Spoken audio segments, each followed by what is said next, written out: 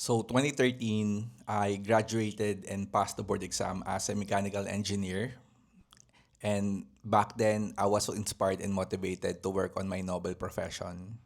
Pero after 2 years of repetitive work sa field, parang na-bored ako and sabi ko, parang hindi healthy sa akin to. Ako yung klase ng tao na madaling ma-bored pag paulit-ulit kasi yung work. And nasa mining production ako noon at 12 hours ako nagwo-work sa field. 6 days a week. Nung una, syempre masaya kasi you've been able to provide for yourself na at di ka napabigat sa bahay pero deep inside my heart parang sinasabi na hindi dito yung calling ko. So I decided to look for other positions. I did not know VA before. Hindi ko pa alam na may ganon. So I look for alternatives like trading stocks, learning to buy and sell real estate. And then one day, my office mate said to me, may nagtuturo daw mag-VA. Sabi ko, ano yung VA? His name was Jomer Hilario. Yun yung first mentor ko. So, I attended webinars, Zoom meetings, and educate myself ano ba ang mga ways to earn online. So, it took me 2 years studying kasabay ng pag-work ko as engineer. I began to learn how to become a VA and look for other opportunities online. And hanggang nakapag-quit ako sa dating work at shift my career. And back then, I was 25 years old. Pero my transition was kind of bit rocky because after 11 months, wala akong naging stable job, no? Wala akong stable na trabaho. Puro part-time lang, ano, pa isa-isa lang, paggawa-gawa lang ng image. And then I decided to come back to my boring job again kasi nga wala nang makain, wala na ring pera, di ba? Pero nung pagbalik ko doon sa work ko, ulit, no, as an engineer, kasi after 11 months of quitting, I tried it, but I did not have a stable job. And then I go back to work, doon ko talaga nagkaroon ng opportunity nung pagbalik ko na talaga ulit sa trabaho ko as an engineer. Na may nag-message sa akin to work for him and that is my current boss till today. Yun, no? Pagbalik ko on that same week, o di ba?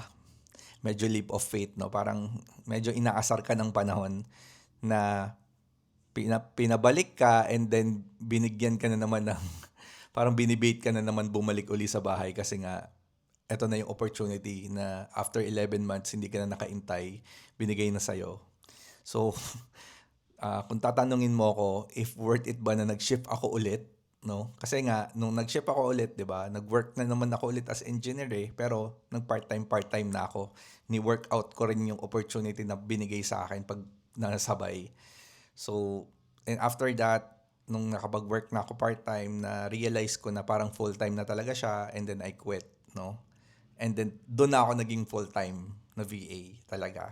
So, nagkaroon ng 2 beses na opportunity.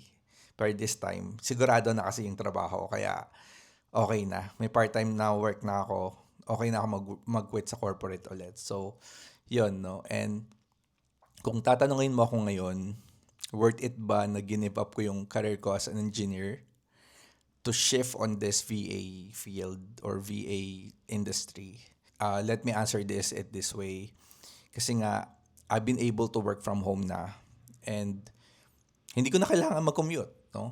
Dati ginagawa, nung nag-work ako sa Makati ulit, uh, nagko-commute ako. Ngayon, hindi ko na kailangan mag-commute or manirahan pa sa malayo para lang makapag-provide sa sarili ko at sa family ko. Nagagawa ko na rin na matulog sa tanghali kasi yun yung favorite pastime ko. At malaya rin ako nakakapag-vlog at nakakatulong sa mga kapwa ko VA or sa mga gustong mag-VA dito sa YouTube because I've been able to share my stuff, no, which is I am very happy pag nagagawa ko 'yon, di ba? I have so much time to read all the books that I want, write the journals that I want, or write all the diaries that I want.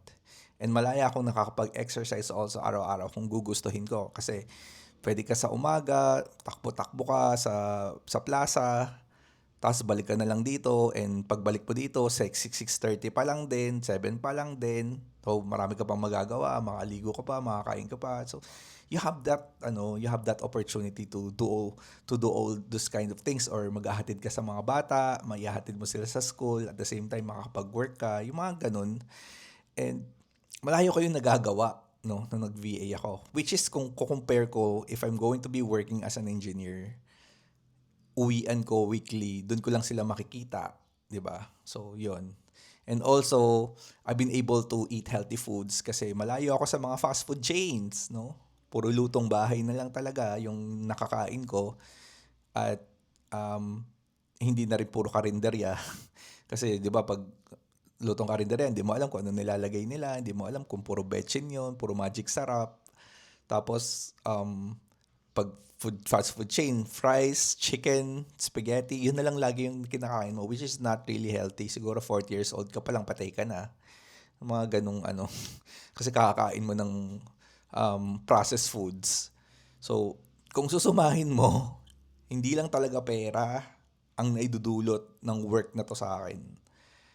Meron ding food freedom. You'll be able to choose the foods that you want to eat.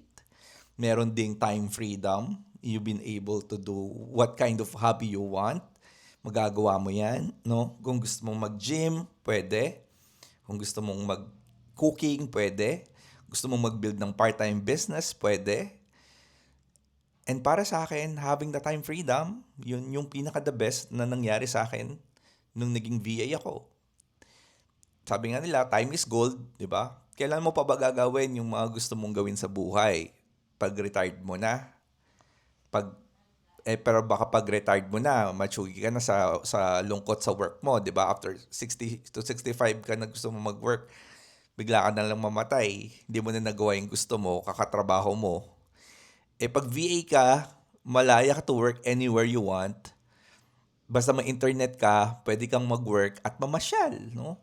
Pwede kang magpunta ng Ilocos, ng Boracay, ng Malaysia, ng Vietnam. Basta may internet ka, basta may laptop ka, you can do that. You can work anywhere you want, no? Hindi lang work from home, work anywhere you want. For as long as you can work, for as long as you have internet, makakapag-work ka. Less stress, less pressure, at more opportunities because you learn so many things.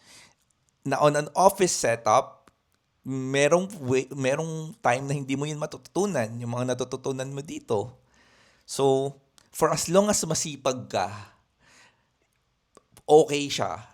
Okay yung VA. For as long as masipag ka. Okay? Yung word na masipag ka. Hindi lang matalino. Kailangan masipag ka. Kailangan porsegido ka. And yes, maybe, paminsan-minsan, namimiss ko rin yung corporate work. Namimiss ko rin yung pagiging engineer. To be able to be called sir, ma'am, sir, engineer. Kasi pag engineer ka, you have position eh. You can be supervisor, you can be manager, you can be a department head, you can be a plant manager. To be able to call sir is an opportunity also. Pero para sa akin, of all those labels na matatanggap mo to work on a corporate, kung magagawa ko naman yung gusto kong gawin sa buhay, okay nang hindi ako tawaging sir or ma'am. Kahit Chad na lang. Basta masaya ako. Kasi nandun yung freedom. Yung freedom ko to do what I want. And para sa akin, yun yung mahal na currency sa akin. Bukod sa pera. Yung freedom.